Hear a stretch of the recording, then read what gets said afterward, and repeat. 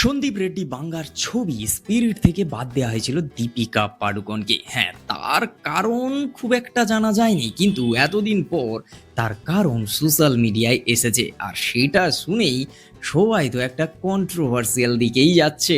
এদিকে আবার রামায়ণ সিনেমার বাজেট যে 4,000 কোটি টাকা, সেই টাকা মেকার্সরা বলে কি বিপদে পড়লো, বা এত টাকা বাড়িয়ে বলার কারণটাই বা কি?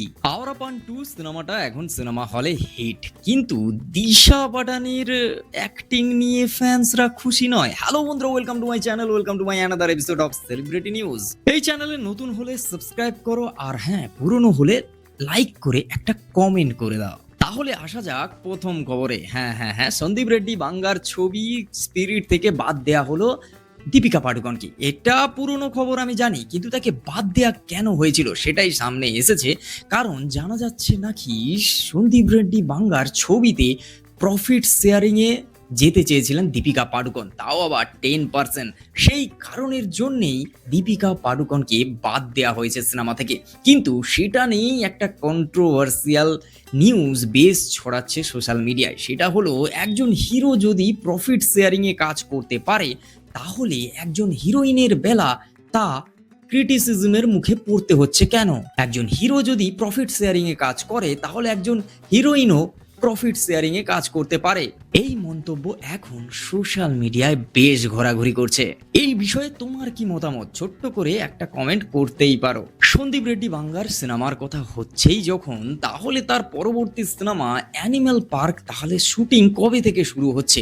হ্যাঁ, জানা গেছে, কয়েকটা ইন্টারভিউ দেখে একটা আন্দাজ করা যাচ্ছে যে স্পিরিট সিনেমা হলে আসার ঠিক মাস 3-4 পরেই সন্দীপ রেড্ডি বাংলা অ্যানিম্যাল পার্কের শুটিং স্টার্ট করে দেবেন। যখন সন্দীপ রেড্ডি বাংলাকে নিয়ে কথা হচ্ছে, তাই সন্দীপ রেড্ডি বাংলার পরবর্তী ছবি সন্দীপ রেড্ডি বাংলার সঙ্গেই যখন রণবীর কাপুর করছে অ্যানিম্যাল পার্ক, তাহলে রণবীর কাপুরের পরবর্তী যে ছবি রামায়ণে যে 4,000 কোটি টাকার যে একটা কথা সোশ্যাল মিডিয়ায় ঘুরছে, সেটা কতটা সত্যি? হ্যাঁ, সেটা সত্যি। 4,000 কোটি টাকা লেগেছে রামায়ণ এই সিনেমাটা বানাতে। সেটা নিজের মুখে স্বীকার করেছেন কো প্রডিউসার ইয়াস, রাবণের চরিত্রে ইয়াস।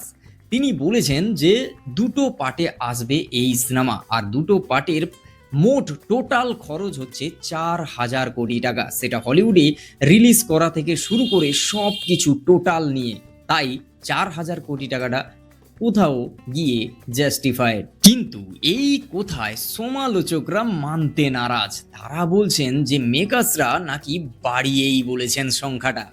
ইমরান হাশমির ছবি আওরা পান 2 সিনেমা হলে হিট, কিন্তু এই সিনেমায় দিশার অ্যাক্টিং নাকি ফ্যান্সদের পছন্দ হয়নি। সেই প্লাস্টিক এক্সপ্রেশন থেকে শুরু করে অ্যাক্টিং এর কোনো মাথা মুন্ডু নেই। সিনেমাটা হিট হয়েছে, গান শুনতে ভালো লাগছে, অ্যাক্টিং ইমরান হাশমি ফাটিয়ে দিয়েছেন। কোথাও গিয়ে সবাই রাঘব জুয়েলের সেই ডায়লগে একমত, আখ্খা বলিউড এক তরফ, ইমরান হাশমি এক তরফ।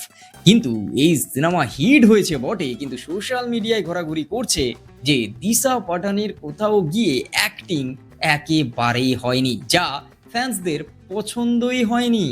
যাই হোক, আজকের ভিডিও এই পর্যন্ত। যদি ভালো লাগে like, comment, share and subscribe my YouTube channel.